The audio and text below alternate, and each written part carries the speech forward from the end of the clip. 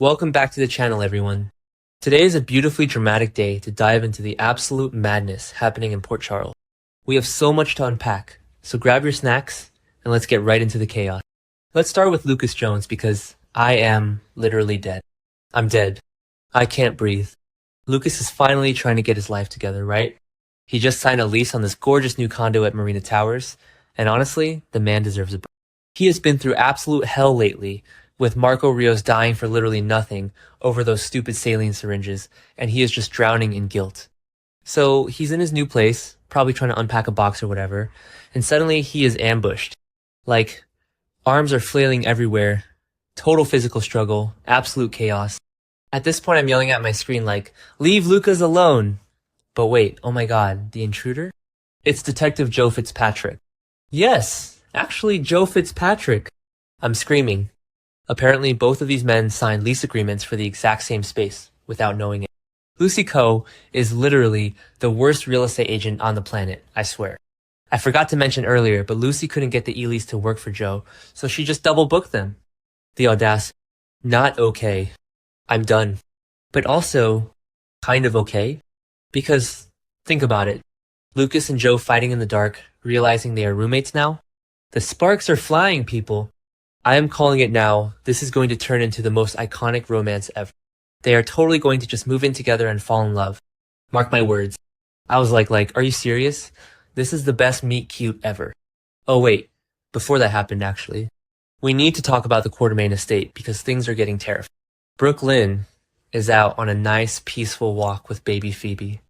Just minding her own business. Probably stressing out over the fact that she framed Willow for Jordan's hit and run, which is insane by the way.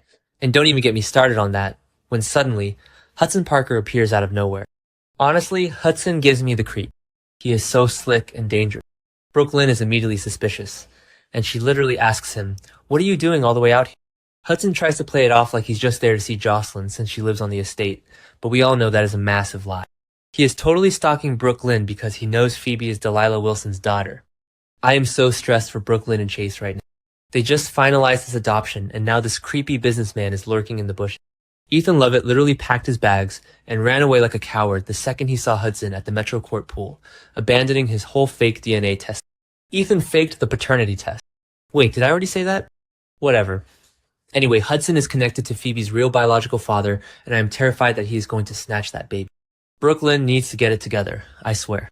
She is hiding so many secrets. From the hit and run, to the fake GPS logs, and now this? It's a disaster waiting to happen. Okay, where was I? Right, so back at the Quartermaine gatehouse. Oh my god. The showdown between Willow and Tracy. I can't. I literally cannot.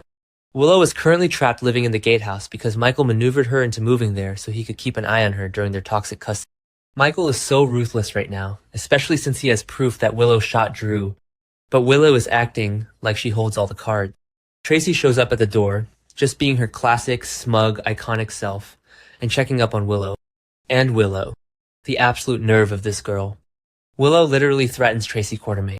She looks her dead in the eye and says, "I don't think you have any idea of what I'm capable of." I'm screaming. Tracy just looks at her with this self-satisfied smirk because Tracy knows exactly who Willow is. Tracy has never underestimated. She knows Willow is Nell Benson. She knows Willow is capable of literal madness. I mean, Willow drugged her own husband Drew with a paralytic for months and kept him locked in his own body. Why would she do that? And now she thinks she can intimidate Tracy? I am calling it now. This is going to end badly for Willow. Tracy is going to absolutely destroy her. You do not mess with the Quartermaine matriarch in her own backyard.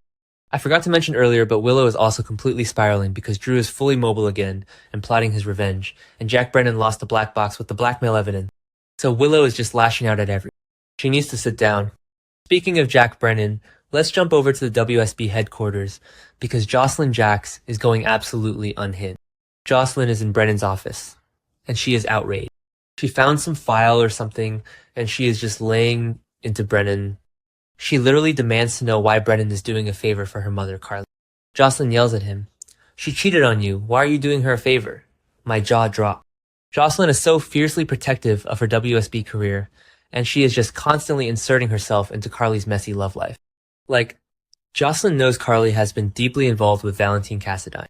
Carly literally hid Valentine in her attic for months while he was a fugitive.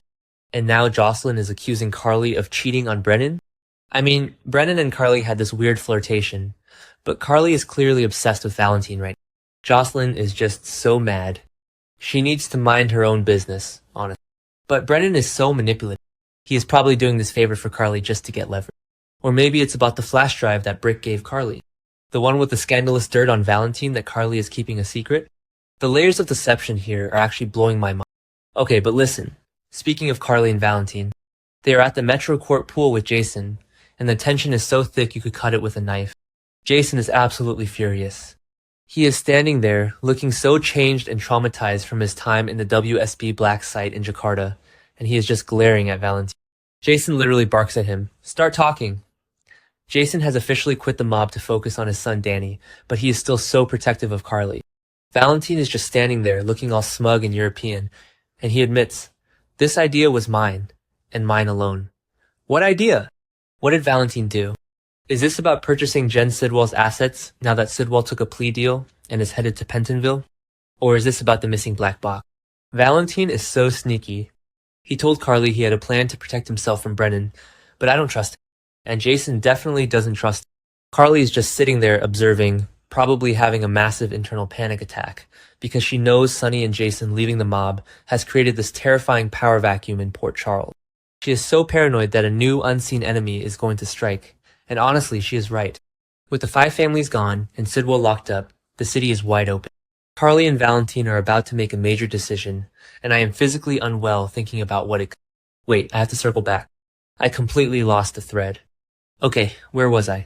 Right, so across town, Mayor Laura Collins is in her office with Police Commissioner Anna Devane and ADA Justine. Laura is packing her bags to go to Dublin, Ireland for an extended period of time to visit Kevin and Ace. Which, by the way, is a terrible idea because Kevin is totally acting distant and there are cheating rumors, but whatever. Laura needs someone to take over her mayoral duties while she's gone, since she doesn't have a deputy mayor. Anna starts asking questions, wanting to know who is going to be in charge of the city. And Laura is literally considering putting Anna in charge. I am yelling at my screen. No, do not put Anna in charge. Anna has completely convinced everyone that she is mentally stable after her horrific captivity at Windermere, but she is not. Anna is secretly suffering from severe, dangerous hallucinations of Peter August. Peter's literally appearing to her as this dark, manipulative ghost, whispering in her ear and pushing her to enact a deadly revenge plot against Britt West. Anna is fractured. She is detached from reality. If Laura hands the keys to the city over to Anna right now, Port Charles is going to burn to the ground. Anna's mental health issues make her the absolute worst choice possible. Justine Turner is sitting right there, traumatized from being held hostage by Sidwell, and she probably knows this is a bad idea too. The whole city leadership is a mess. Honestly, this entire episode was just one massive panic attack after another. From Lucas wrestling a hot cop in his living room, to Willow thinking she can out-scheme Tracy Quartermain, to Jocelyn screaming at the head of the WSB, and Jason threatening Valentine at the... I am exhausted. I am emotionally drained. I literally cannot take much more of this, but I also need the next episode immediately. Port Charles is a powder keg right now, and every single person is holding a match. Will Port Charles survive this explosive week? Drop your wildest theories in the comments below, hit that subscribe button, and let's keep the conversation going.